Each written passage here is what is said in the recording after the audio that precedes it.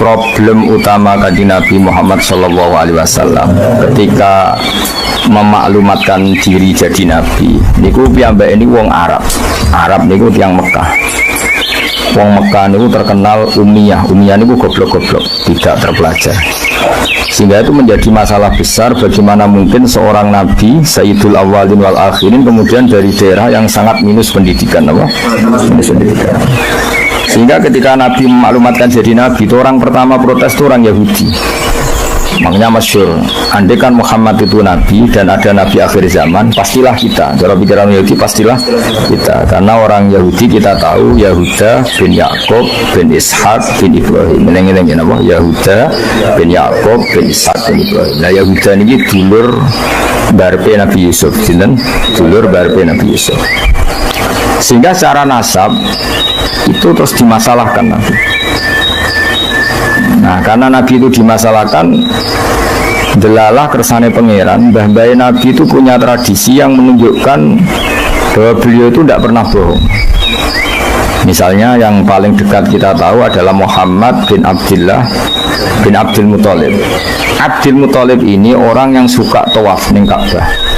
Suka tawaf di Ka'bah, kemudian ada pintu di Mekah namanya Babu Syaibah, Babu Syaibah atau Babu Bani Syaibah. Terus sampai tok wau Ilyas. Ilyas itu wa awaluman ahdal budna ila rihabil haramiyah. Ada tradisi memberi hadiah ke Ka'bah. Singkat cerita, Imam Berjanji ini termasuk Sayyid Al-Husaini. Imam Berjanji ini namanya Ja'far bin Hasan Al-Berjanji ini. Beliau berpendapat atau memaklumatkan ulang bahwa Muhammad jadi Nabi itu wajar. Mergo hakikate Muhammad adalah turunan Nabi Ibrahim alaihissalam. Berarti sama dengan klaim mereka kalau mereka mintoriki Ishak, ya Nabi Yusuf kan mintoriki Ishak. Berarti kan Yusuf bin Yakub bin Ishak bin Ibrahim.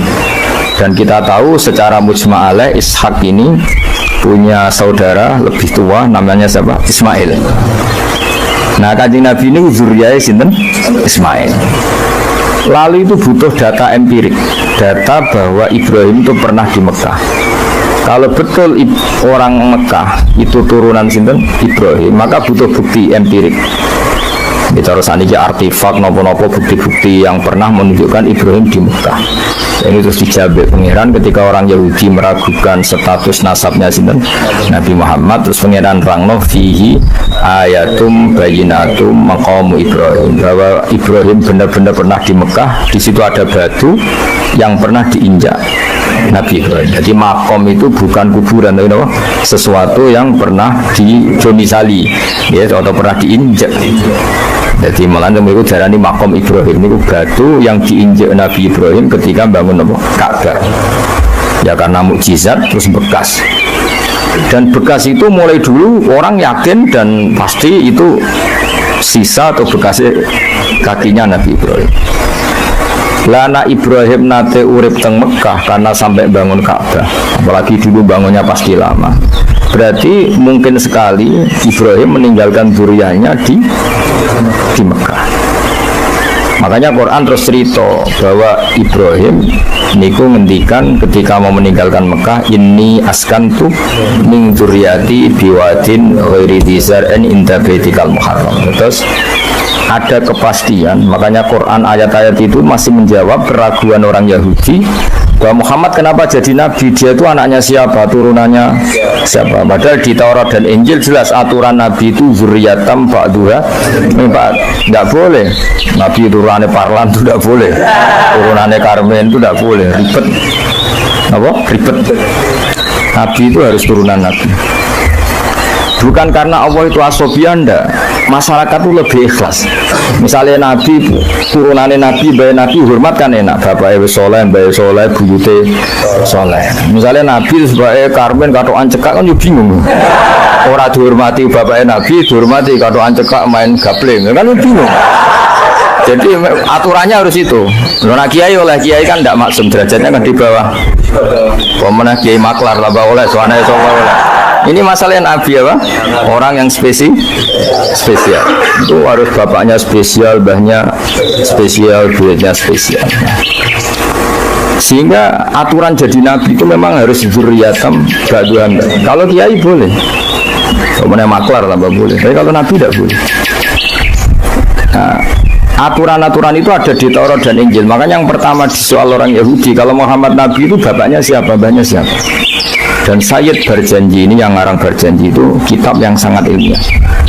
Makanya kata Mbah Mun, meskipun ada simtuduror, orang itu nggak boleh meninggalkan Barjanji, karena kitab madaih yang mamlu'ah bil ilmi itu Barjanji. Tapi yang isek itu simtuduror, ya. Tapi yang tua itu Barjanji. Namanya alhamdulillah kita mbok piro kadar itu dibaca semua. Meskipun nggak paham semua, soalnya diwaca kabeh. Karena kita yang bisa menjawab tuduhan orang Yahudi Nabi anak Esopo itu kita berjanji. Berjanji tahu betul kalau masalah utama Nabi adalah anaknya siapa, mbahnya siapa. Makanya beliau ngendikan wa ba'du fa'aqulu wa Muhammad bin Abdillah. Logikanya gampang.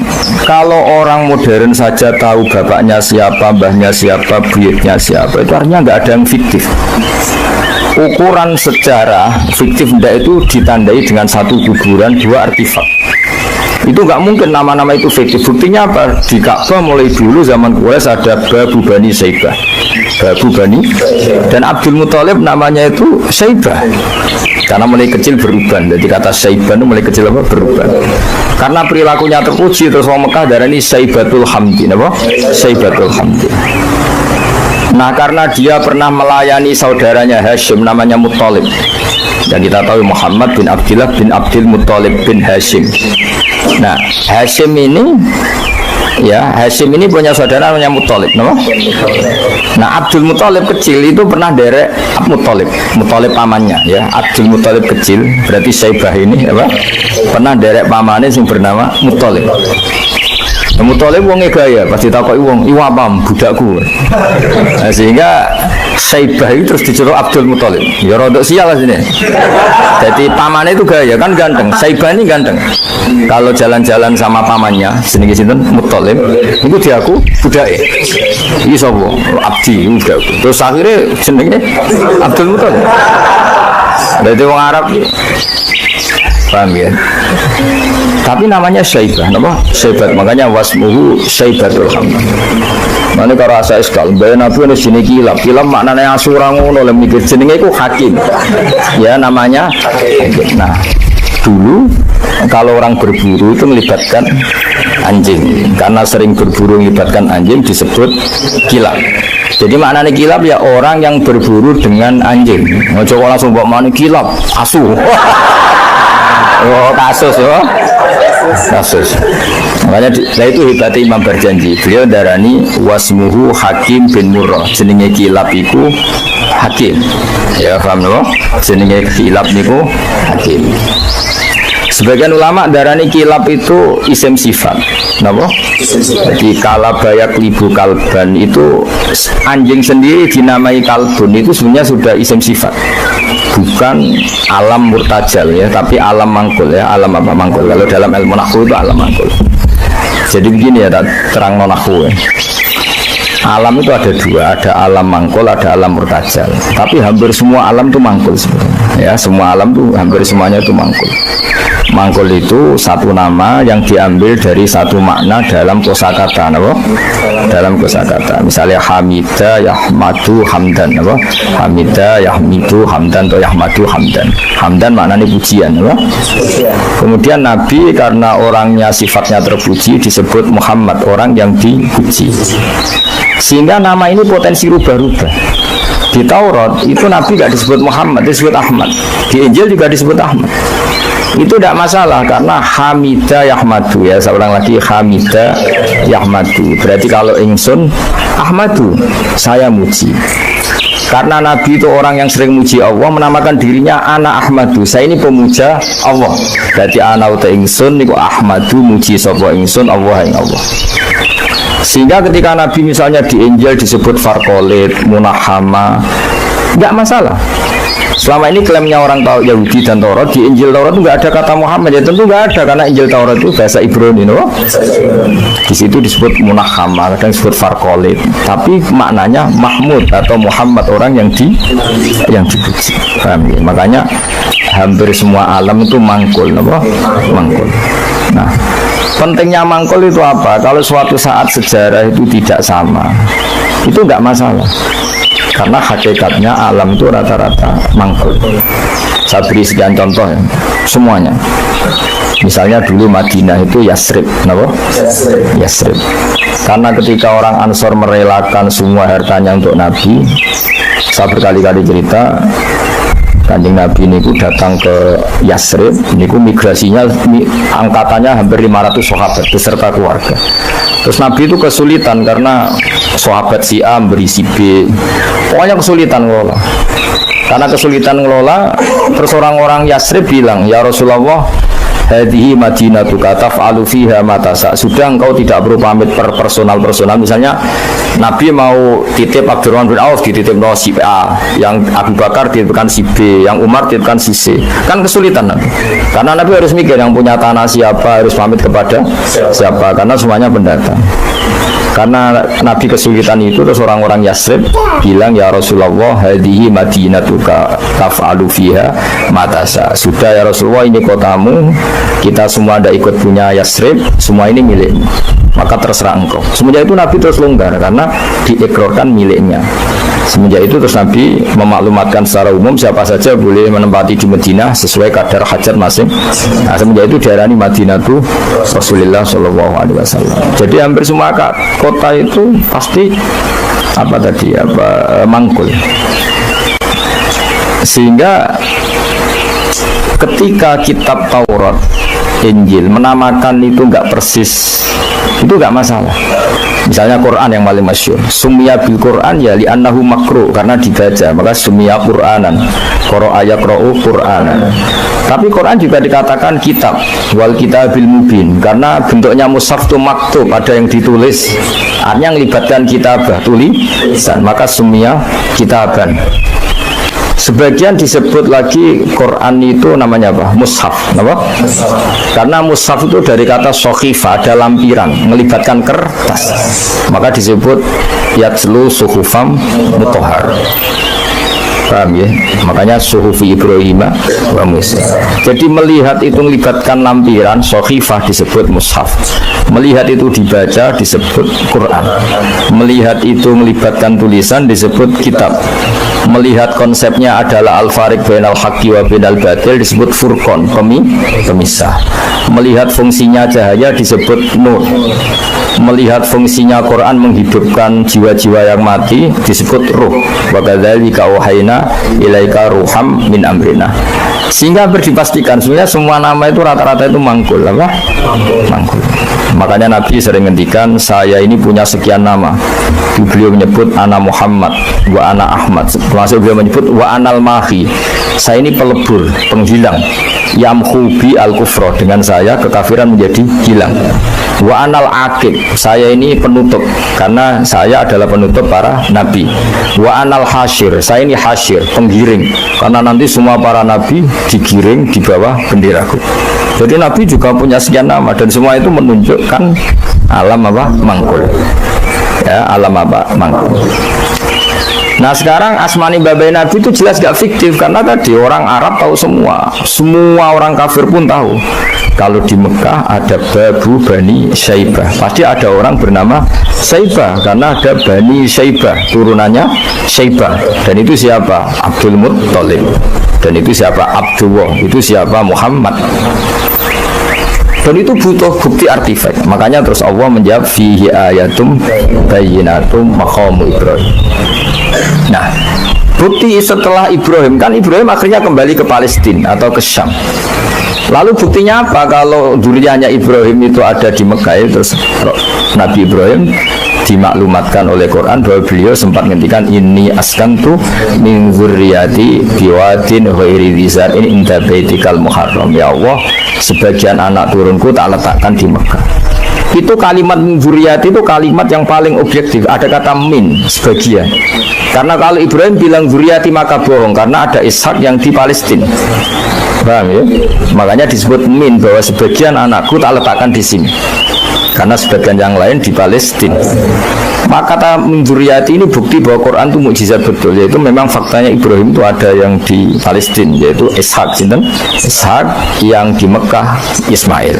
Nah ini disebut min dzurriyyati, apa? Terus Ibrahim ngendikan biwadin, di lembah. Sebab itu Ka'bah itu di cekungan paling bawah. Bukti sejarah juga membuktikan seperti itu. Mulane kula seneng Ka'bah kena banjir bolak-balik rubuh niku kula seneng. Karena mboten seneng dari segi cemoan mboten, itu bukti empirik. Iku hikmahnya kena apa Ka'bah rubuh bolak-balik. Andai kan enggak rubuh bolak-balik karena banjir, orang susah nyari sejarah. Ketika Nabi umur 35 Ka'bah rubuh mergo banjir, zaman Umar ya rubuh karena tadi Ka'bah itu di cekungan paling bawah. Quran memaklumatkan bahwa Ka'bah itu biwadin, di cekungan paling bawah. Yaitu ada Jabal Abi Qubais di cekung gunung, Ka'bah paling bawah. Nah karena Ka'bah ini zaman Nabi Adam itu rob wa tumain. Jadi ketika Adam mau haji, tanya sama ya Allah saya harus kemana? Ya sudah ke Ka'bah. Titenani sebuti Gusti, ada rob wa tumain, ada roh wa tumain, ada cekungan dalam tempatnya air. Itu jenis Ka'bah. Zaman itu belum ada bangunannya, yaitu sudah namanya Ka'bah. Terus Ibrahim sesuai panduan itu bikin bangunan di situ. Bisa kamu bayangkan dengan bangunan di cekungan paling bawah di sekelilingi gunung, kan mesti kegerojok ke air. Makanya setiap banjir itu Ka'bah rubuh. Apalagi ya nggak ada semen, nggak ada terus dilapisi baja, nggak ada dulu, pasti rubuh. Justru itu bagus. Bagus dari segi bahwa shadaqallahul adzim ketika mengistilahkan Ka'bah itu biwadin. Paham ya? Biwadin. Sehingga sekarang alhamdulillah pemerintahan Wahabi meskipun gitu sampai sekarang Ka'bah itu dari Masjid Haram tetap ke bawah. Ya enggak ya, mesti apa? Ke bawah, tetap di cekungan. Sampai sekarang desainnya Ka'bah tetap ya kita di Masjid Haram masuk itu nanti kalau mau ke Ka'bah mesti turun ke bawah sampai sekarang. Guling-gilingan statusnya Ka'bah itu biwadin ghairi dzar'in inda baitikal muharram. Nah ini penting. Sehingga orang-orang yang mengingkari nubuah pun percaya kalau Muhammad turunan Ibrahim karena semua data mengarah. Jadi Ka'bah kena banjir ono hikmah. Ojo kok malah nggo ilmu jaduk jare omahe pangeran kok rubuh. Wah sing jaga sapa? Wong goblok. Jadi Allah kalau bikin sesuatu itu pasti hikmahnya besar. Baru era Umar terakhir dari kebijakan Jabal Abi Qubais itu dijebol supaya air tersalur keluar, tidak semuanya mengarah ke Ka'bah. Tapi itu bagus. Ijtihadnya Umar ya bagus. Tapi kenapa zaman Nabi ijtihad itu tidak ada? Memang nggak perlu ada zaman itu karena justru rubuhnya Ka'bah mergo banjir itu bukti benar-benar biwadin karena di cekungan paling bawah maka rawan kena banjir. Logika rasionalnya kenapa di situ ada Zam-Zam? Ya karena logikanya gampang. Secara umum, meskipun Allah itu kuasa bikin mukjizat, tapi tetap ada nilai rasionalitasnya. Nilai? Karena Ka'bah itu di cekungan terbawah, maka mata air ya di situ. Paham ya? Makanya Zam-Zam ya dekat Ka'bah. Meskipun Allah bisa bikin air di puncak gunung, tapi itu kan betul lucu kan? Maksudnya normalis sumberan neng cekungan, kan ora lucu. Banyak milih munggah kan ora lucu. Darani sulapan malah ribet kan. Jadi Allah itu meskipun kuasa melakukan apa saja tetap ada ajro ala matrodil adat atau ala mutarodil adat. Sesuatu dibikin itu sesuai adat. Nah, termasuk adat orang soleh itu turunannya orang soleh, turunan saleh, makanya dzurriyatam ba'duha. Mana jogeman, kalau suwun jogeman ninggal berjanji, karena kitab berjanji itu yang paling madhu Nabi, muji Nabi min haitsul ilm, sangat fanatik menjawab gugatan pada Nabi dari segi ilmiah. Termasuk beliau yang kalau kita ahli sunnah kan yakin bapaknya Nabi, bayi Nabi sampai Nabi Adam semuanya mukmin. Kalau ada kubu sebelah yang darani bapaknya Nabi nin rokok, bayi Nabi nin rokok itu pasti kita tentang. Karena wa kaifalah wasayyidul akramu sallallahu alaihi wasallam wasitatul muntaqo. Bagaimana kamu katakan bapaknya Nabi kafir, bayanya Nabi kafir, sementara diliwatin Nur Muhammad. Mosok nur diliwatno barang sing najis. Itu sudah agak ketemu nahlar. Makanya logika yang dibangun Imam Barzanji, bagaimana Nur Muhammad yang suci kemudian kamu yakini liwat najis, yaitu nak bapaknya Nabi kafir, bayi Nabi kafir, berarti nur ini liwat sesuatu sing najis. Itu paradok, no? Makanya Jawi tiba wa kaifalah wasayyidul akramu sallallahu alaihi wasallam wasitatul muntaqo. Bagaimana enggak bapaknya Nabi suci, wong itu liwatane nur yang suci. Nah, terus ada beberapa iskal kecil. Iskal kecil misalnya, lalu bagaimana dengan sejarah yang populer kalau Azhar itu bapaknya Ibrahim, sementara Azhar terkenal kafir. Nah, itu oleh ulama dijawab, ketika Nur Muhammad masih di Azhar itu dia belum kafir. Setelah Nur ini pindah ke Ibrahim, berarti Azhar wis melompong tanpa Nur Muhammad, baru soro kafiron, baru setelah itu Azhar menjadi kafir. Jadi kafir terlambat kira-kira Azhar. Zaman ditunggani Nur Nabi itu tidak. Paham ya? Kalau gue yang menempondo, lu apal sama sekali mulai rapal. Nah, atau jawaban kedua, Azhar dikatakan bapak itu majas, hakikatnya hanya paman, apa? Paman. Jadi ada jawaban dua ulama ya. Yang satu menjawab apa?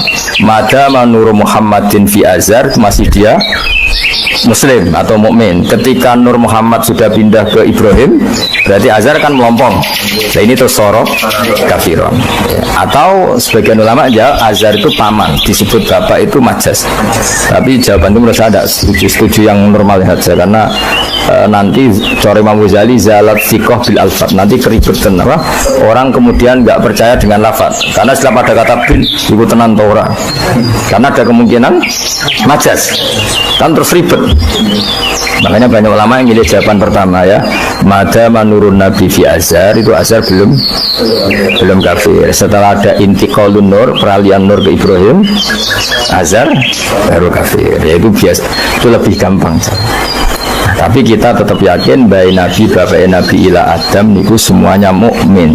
Nah, alasannya apa? Wa kaifalah wasayyidul akramu sallallahu alaihi wasallam wasitatuhul muntaqo. Ya sapa sing ngono? Apa sih untuk nyanyi kok gendeng-gendeng.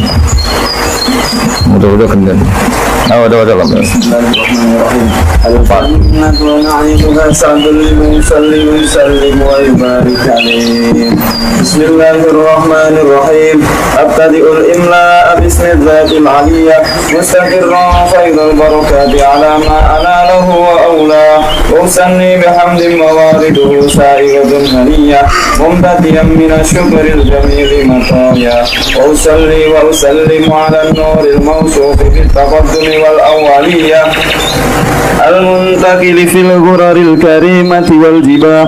وأستمنح الله تعالى رضوانا يحث العطرة الطاهرة النبوية ويعم الصحابة والأتباع ومن والاه. وأستجدي هداية لسلوك السبل الواضحة الجلية وحفظا من الغواية في خطط الخطأ وخطاه. وأنشر من قصة المولد النبوي برودا حسانا أبقرية نادما من النسب الشريف إكدا تحل المسامع بخلا. وأستعين بحول الله تعالى وقوته القوية فإنه لا حول ولا قوة إلا بالله. أذكر من صلاة وتسليم اللهم صل وسلم وبارك. Kendi jangan kendi kamu semua. Ayo semua tak nak. Allah. سيدنا محمد بن عبد الله بن عبد المطلب واسمه شيبة الحمد من الاتصال السميع ابن هاشم واسمه عمرو بن عبد مناف واسمه المغيرة الغزي تمام انتقاء يوميا ابن قصي واسمه مجمع سيدنا سلطان التفاصيل هذه الوعد القصية أبعاده الله تعالى حرم الحق وأكثر المخبر من صحناتنا ابن كلاب مناد واسمه حكيم بن مرة بن ابن أي بن غالب ابن فهر واسمه قريش وإليه تنسب البطون القريشية وما فوقه كنانيا كما جناح إليه الفقير والرضا ابن مالك بن نضر ابن كلابة بن خزيمة بن مدركة بن إلياس وهو أول من أهدى الابن إلى رحال الحرمية وسمع في صوته النبي صلى الله عليه وسلم أمر الله تعالى ولده ابن مدر بن زيد بن معد بن عدنان وهذا سلك نظمت فرائده كلام السنة السنية ورفعه إلى القليل إبراهيم أنشد عنه الشارع وأباه مع كتاب بلا ريب من العلوم النسبية إلى النبي إسماعيل بعد به من عقد فأولقت فواكبه الذرية وكيف لا والسيد الأكبر صلى الله عليه وسلم. Ayo nasabun itu. Nasabun nasibul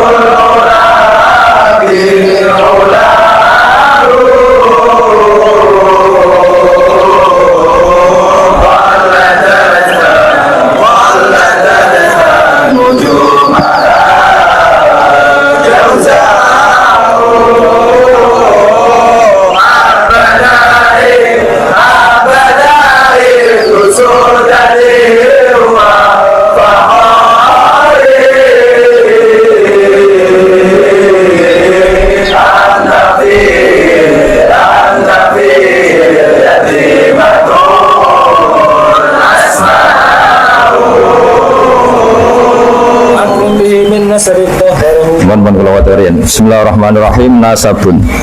Nggih, guys, pokoke kula ngawasi bakdo Isya namun tiba ya, dapat utawi berjanji golek barokah Rasulullah sallallahu alaihi wasallam kalian kulino seneng bil ilmi napa? Bil ilmi. Karena tadi kita ini sering ngaji Quran yang jelas-jelas Nabi Isa piyambak dimaklumatkan Allah zurriyatam ba'duha min ba'd. Hanya kita harus memastikan asalnya Nabi itu siapa saja. Terus bukti empirik kalau Ibrahim itu kan orang Palestina. Kemudian orang Mekah ngeklaim kalau turunan Ibrahim kan ono aneh wong jare wong Palestina kok turunan ning Mekah. Buktinya apa? Nah, saya ini gampang, buktinya ono ning imigrasi atau wisata ning Indonesia kan. Kalau zaman dulu kan nggak mungkin bukti seperti itu. Nah, itu dibuktekno fi ayatum bayyinatum maqamu Ibrahim. Jadi makom itu mereka artinya buatan kuburan apa? Jejak Nabi Ibrahim ini ku injaan kaki ini sinten Ibrahim. Paham gitu. Terus niku ketok nak berjanji ini mengelem Nabi sing otentik ilmiah. Nak Sayyid Ali sing Al-Habsyi niku isek napa? Berontone ning Nabi dadi simput duro. Nah, Diba itu lebih senior antara itu dan itu Diba. Jadi Diba itu ya cerita Nur Muhammad, ya cerita Ishak. Yang penting sebagian mengenai Pulau Waos, penting sampai nih sonok paham lah, paham banget gitu, era bakat terus pokoknya amis naris Pulau Waos. Nasabun utawi urutane Nabi nganti tok Nabi Adam, nasabun merupakan nasab. Nasabun Nabi menapa nasabun. Tahsibu kang bakal nyangka sira al-ula ing keluhuran iku bikhulau sebab biasane nasab iku. Faladat kang ngerangkai kilajah maknane napa niku kalung apa bahasa Indonesia niku pakai apa kalung utawa napa iku ha temriki hu umume ha qaladat hu napa qaladat ingkang ngerangkai ha ing al-khula nujumaha tegese ing napa bintang-bintangi al-khula apa al-jazaul lintang jaza. Maksudnya ini satu untean mata rantai hiasan sing ibarat bintang apa? Jaza. Habada bejo banget apa ibu sudatin apa mata rantai kang dadi sayyid kang dadi kehormatan wa fakhorin dadi kebanggaan. Antau tesiro fihi fin nasab al yatimatu yatim al asma'u kang terjaga. Maksudnya yatimah itu yatim itu maknanya kan nggak ada kembarannya, karena maknanya yatim orang yang sendirian tanpa bapak tanpa ibu. Maknanya kehormatannya Nabi itu nggak tersaingi seperti yatim. Jadi kalau orang Arab darani anta yatimun fis syarab, kamu itu tunggal dalam kemuliaan karena yatim tanpa bapak tanpa ibu. Terus buatan pokoknya yatim yang memberi maksudnya buatan yatim tanpa bapak, yatim tanpa bapak ibu di sini. wa akrim bi dan duh banget mulyane minasabin sange nasab toharo ingkang nyucikna ing nasab sapa Allah taala min sifahil jahiliyah saking tradisi zinane wong jahiliyah. Wae sifah iku kosok baline napa nikah. Kalau hubungan suami istri yang resmi disebut apa? Nikah. Kalau kesalahan disebut sifah. Sungguh mulia nasabnya Nabi yang mulai mbah-mbahnya terbebas dari unsur sifah atau unsur zina. Aura dan nyeritakno urutan iki sapa Zainul Iraqi waridau ing tumekane nasab fi mauridi ilhani ing dalem silsilah sing nyaman alhani warawahu lan riwayat sapa Zain al-Iraqi hu ing hadan nasab. Ada mojo dan hafizalillah. Ada mojo.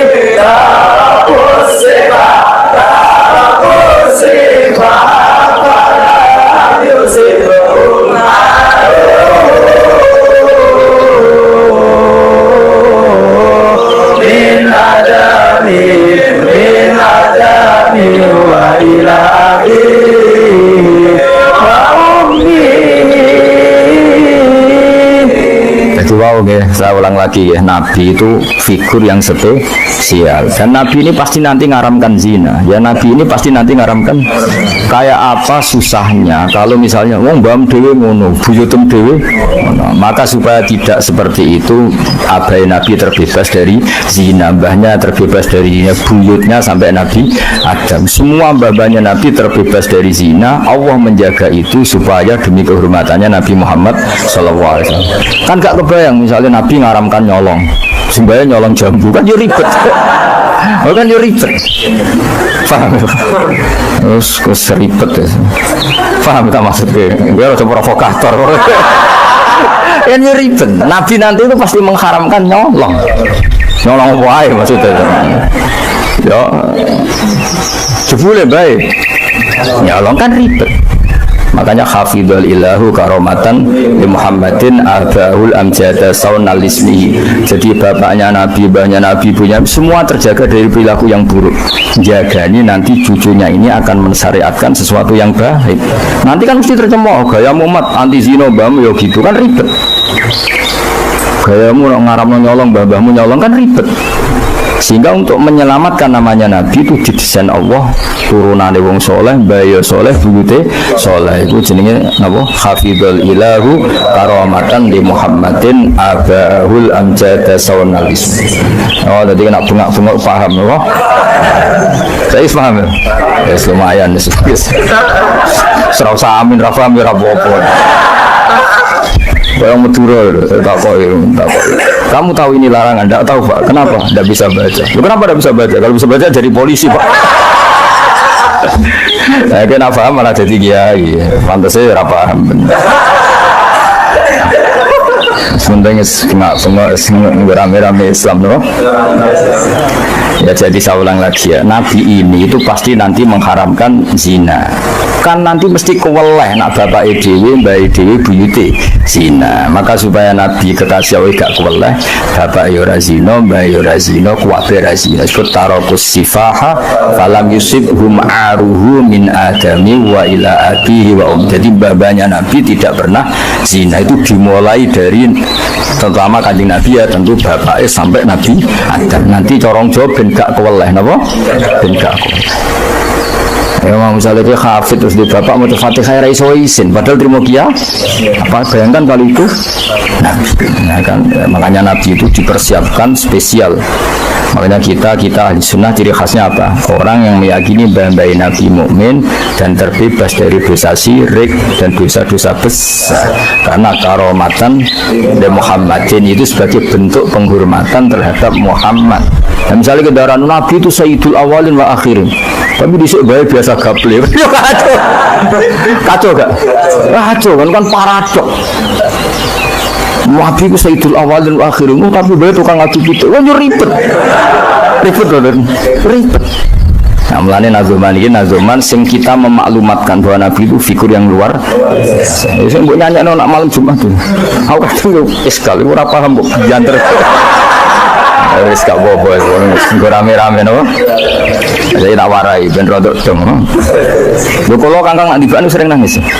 Mergo paham. Sangen-angen enak sira paham. Mergo ora perlu nangis napa? Kok banter-banter suara lagune beda-beda. Padahal kalau berjanji dibaca itu Nabi sebenarnya hadir. Tapi yang dibahas kayak apa enggak tahu. Sing jelas ora dibahas. Serang apa cukup wis penting seneng Nabi napa. Wis Nabi rawuh jadi mboten penting seneng Nabi.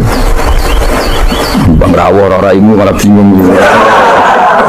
Maksudnya kafir kok raine gak meyakinkan. Malah ribet to. Secara wala sementing kok sapate Kanjeng Muhammad sallallahu alaihi wasallam.